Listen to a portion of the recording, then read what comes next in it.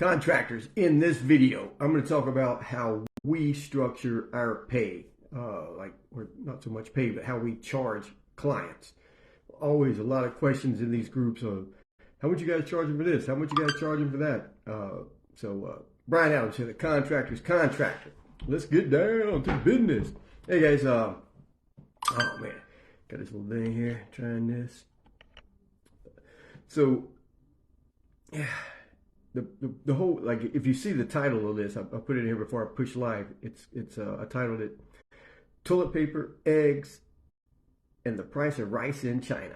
So the price of rice in China doesn't have anything to do with this podcast, this video, except for the fact that, like Kurt Russell did a movie years ago, Big Trouble in Little China. Great movie. But one part of the movie, someone does something or says something, and Kurt Russell looks at them like they're crazy and says, what in the hell does that have to do with the price of rice in China? I mean, it doesn't have anything to do with what was going on at the time.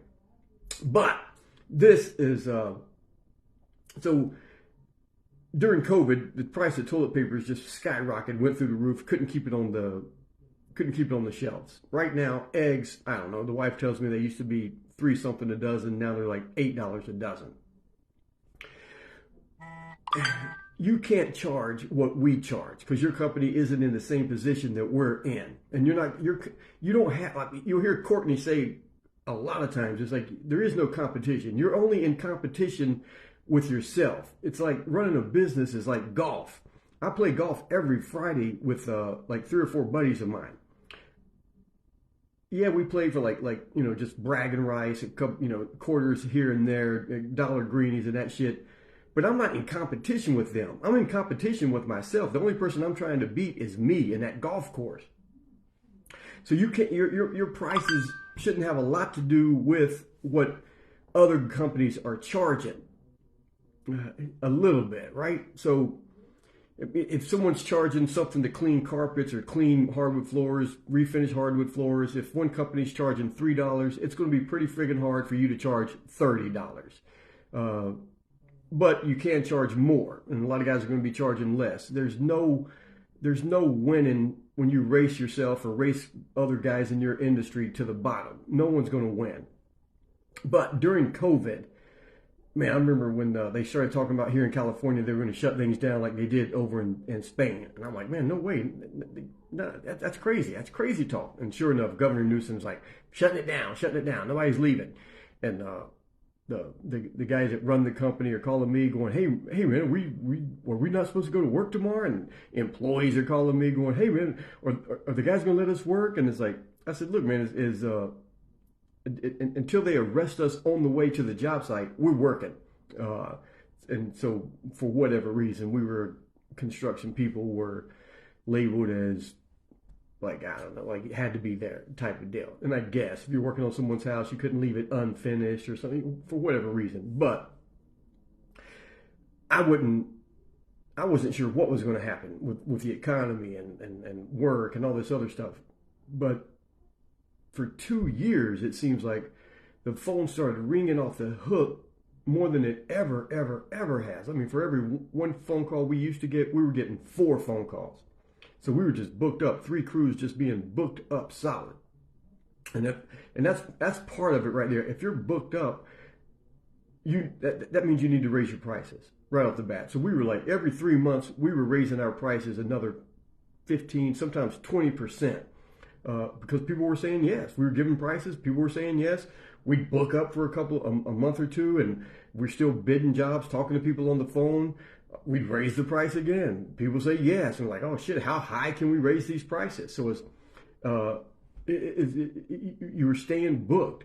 So it's the whole supply and demand. It never changes. Just because you're in the service industry doesn't mean that changes. It still changes for you. It's only you, maybe 2 or 3 vans you've got working, whatever it is, but your company, you maybe just work by yourself. You're the best in your industry. You can only do so many jobs. So yeah, it gives you the right to charge more than the guys down the street who aren't as good as you. Like right now with the eggs, like whatever the hell, the crazy ass prices with the eggs right now. You cannot move out to the country, leave the city, move out to the country, buy some land, get some chickens, and start trying to charge 3 or 4 times more than the local guys. And you know, so these guys got organic, free range chickens. Maybe it's $1 a dozen. Who knows? I'm just making some numbers up. You watch some YouTube videos. The guy says, "Man, you can make a lot of money raising chickens, selling chickens to cook and selling eggs." And he says you should be able to charge $8 because these are free range chickens and stuff. You're not moving into town charging $8 a dozen when the guy who's been there forever, everybody knows and loves, is charging $1 or $2. It ain't gonna happen. I don't care how great you think your marketing is. I don't care how great you think you are as a salesperson. It ain't gonna happen. It goes back to reputation. It goes back to brand building. It goes back to a lot of stuff on how you get to charge for your services. Every time I see, I'm in a bunch of different groups, and all of the groups still ask the same thing, whether it's painting or roofing or hanging molding or crown molding or doing floors or refinishing or screening coating. Everyone's asking, "Hey man, what are you guys charging? How much should I charge?" The answer is always the same. You ready for this? As much as you can. That's the answer. As much as the homeowner is willing to pay is what you should be charging. "Oh, Brian, you sound like you money hungry. Man, you taking advantage of people." Blah, blah, blah. Get the fuck out of here with that shit. The only value you have is time on earth.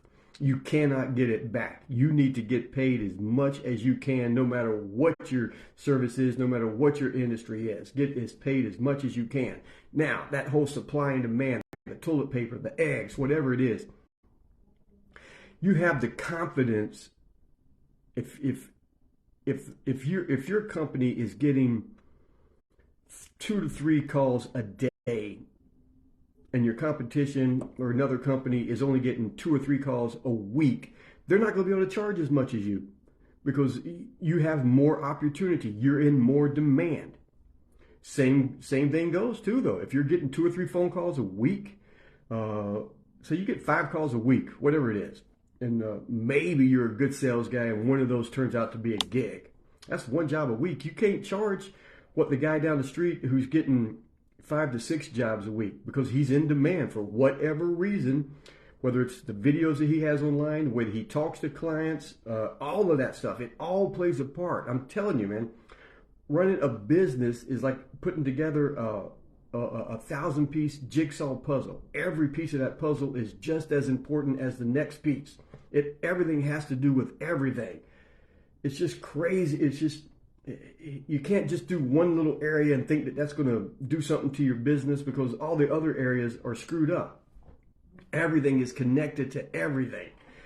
When you have that brand online, say like Courtney with the Atlanta area, and even like Tennessee and South Carolina, they're finding his YouTube videos and stuff. So he's the celebrity. And if you're not the celebrity, you don't get to charge what celebrities charge, plain and simple. In my area, man, if I show up, like what was it, last week, I went out and did a couple of sales trainings with some of the new sales guys. So when I show up, the homeowner's like, "Oh my God, hey, man, I didn't know the video dude was going to be here. I didn't know the video guy was going to be here." So they already feel like they know me. They already like me. They already trust me. All of that. They see these video testimonials with my arm around some of the homeowners, and the homeowners are saying how great of work that we do. All of that stuff. It's sold before they call us. We charge $75 just to go out and talk to the homeowner, just to give them a consultation. We put some value into that meeting. All of that stuff. No one else is charging. So they hear us say, "Yeah, we can come out. This is like $75." And they like, "Well, you the video dude. Of course you're going to charge." Well, why wouldn't you charge? Your time is valuable. That kind of stuff. But so all of it. But if you're booked up for 2 weeks, 3 weeks, 4 weeks, and you're bidding jobs that you don't even really have time to do, raise the price. That's how you know what the market can bear. But you don't do your prices according to whoever is in your industry and what they're charging. But I say that, but there's some guys up in New Jersey area, New York, Philadelphia, for refinishing, sanding and refinishing wood floors. And it's in every trade. They're charging $1.50. Man, we charge $3.50 just for a screen and coat. it's a, you know, East Coast, West Coast, all of that. So again, if you're charging more than what other companies are charging, you've got to have a reason. You got to have a reason. It's that trust factor. It's the rapport that you build, the relationship that you build, the content that you have on the internet. All of that plays a big part into it. How soon you answer the phone, how you handle yourself on the phone. I know a couple of you guys that I've been on the phone with, and we go, like, I did that video and I kind of walk through our sales process when I'm at the job site and how I'm talking to homeowners. But I've done that same thing with some of you guys that have reached out to me, and we've got on the phone together, and I'll say, well, you know, let's go through it. How are you talking to people? When we're working with companies and we're building their websites, running their ads, doing that stuff, we're tracking their phone calls, we're recording their phone calls. I'm on the phone with them in the beginning, you know, probably once a week. After that, it's like once a month, because we're doing business coaching in every area of the business. But in the very beginning, I'm listening to these phone calls and how they're talking to clients. And I'm getting on the phone with them. I'm saying, look, man, let's listen to this together. Boom, boom, boom. Here's what you said. Here's what I would have said. Write this down. You know, practice it, practice it, practice it. There's just certain little words that you can use that's going to persuade, you know, the homeowner. And again, because everything is perception, there is no truth. There is no, you know, everybody's going to see and hear things differently. So you've got to know how to talk to your clientele and paint the pictures in their mind. You got to be able to control their thought process. Whoever controls your thoughts controls you. So you need to be the one controlling the thoughts of your clients. And you do that with pictures and words and stories. You know, facts tell, stories sell. You're asking questions and on the phone. Everything is everything, right? So because most of our selling is done before they even call us up, through the website, through the videos, YouTube, video links. They'll send us an email. They'll leave a voice message. We'll call them right back immediately if the office people don't answer the phone. But even as they're on the phone with them, they're texting them all. Like one of the first is, hey, is this your cell phone number? Yes. Yeah, so as we're speaking right now, what's your address? Oh, I know that area. Boom, boom, boom. They're sending them video links, YouTube links to the homes that we've done in that area. They're describing what kind of floor they have. We know what kind of floor they have. As soon as they describe it, what they need done, boom, we're sending video links to floors just like they just described of what they did or what they need done. All of that stuff. Everything plays a part. But when you're in high demand, you're able to raise your prices. It's supply and demand doesn't change just because we're in the service industry. It should be, that should play even a bigger role, because it's most of you guys, it's just you. You got a couple of helpers, it's just you. And you're limited to how much you can do. So you need to make the most amount of profit in that short amount of time. And then you're training other guys to work for you, and they're doing your system because you've taught them, and your name is on the line, and that's what you're telling homeowners. So the guys that show up, and guys that work for me, I've trained them, all of that stuff. It's all of it. It's a part of it. It's that reassurance when you go out and you meet with the homeowner. But and you need to charge as much as you can.